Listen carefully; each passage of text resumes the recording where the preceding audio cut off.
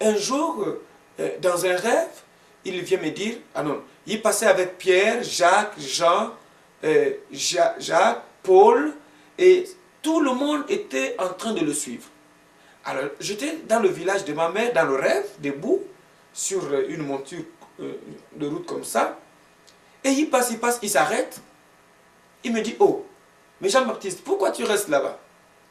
Je dis, mais tu ne m'as pas invité. Il me dit, non, mais tu fais partie de ces gens qui sont avec moi ici. Tu fais partie des apôtres. Viens te joindre à eux. J'ai dit, mais maman m'a dit d'aller lui puiser de l'eau. Il m'a dit, viens d'abord faire le ministère, après tu iras puiser l'eau à ta mère. J'ai quelque chose à te donner. J'ai dit, ah bon? J'étais tellement excité que je le suivais de près comme ça.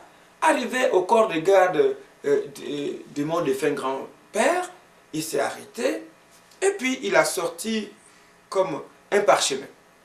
Un parchemin et il a dit, tu sais, tu vas aller prêcher l'évangile, tu vas aller partout parler de moi.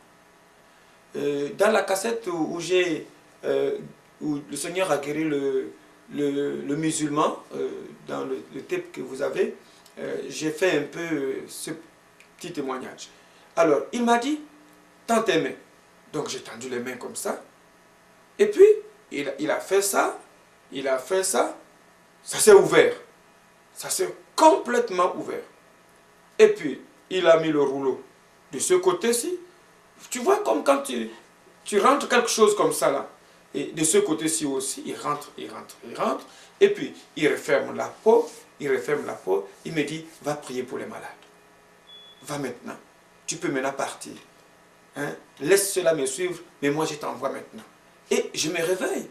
Quand je me réveille, tous mes deux mains sont en train de brûler jusqu'aux épaules. J'ai crié, je suis allé voir ma tante, j'ai dit, amenez-moi le Matalantoum. J'ai des problèmes, j'ai les mains qui brûlent. Et puis effectivement, on a vu, c'était rouge ici. Tu vois, comme si on t'a frappé très fort, et puis la cicatrice est restée ici, rouge. Pendant 4 jours, c'est resté rouge. Bon, il me voyait déjà tellement de phénoménal, tout le monde me voyait comme un phénomène. Si je disais aux gens ce que j'ai eu, ça devait être encore une catastrophe. J'ai gardé ça pour moi-même. Je suis allé donc voir maman Suzanne qui était avancée déjà quand même dans la foi pour lui dire, regarde ce que j'ai eu. Elle m'a dit, mais tu es béni? Mais tu ne peux pas imaginer ce que Dieu va te donner? Mais il va te donner un don de guérison? Je dis, ah, mais c'est ça le don de guérison? Il m'a dit, oui, essaye, tu vas voir. Donc, on est parti dans l'une des cellules de l'Alliance chrétienne à Libreville, chez l'ancien à Kwango.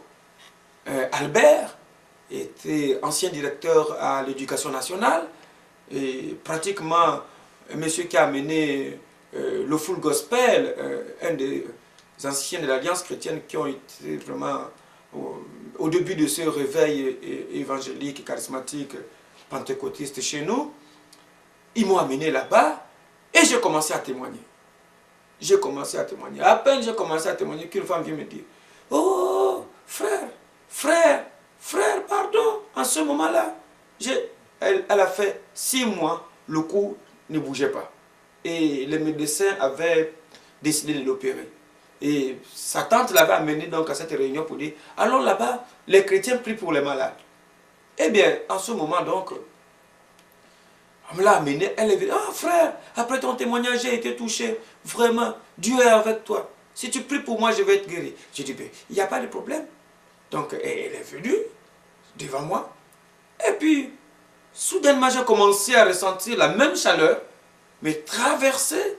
Et puis, je sens comme s'il y a un courant qui vibre dans mes mains.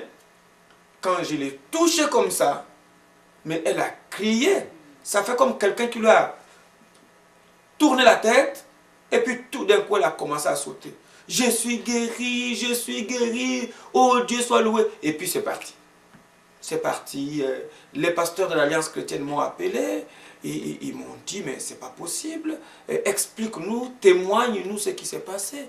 Donc le vieux pasteur qui y vit, c'était Nzebi de Lebamba, à côté de Bongolo.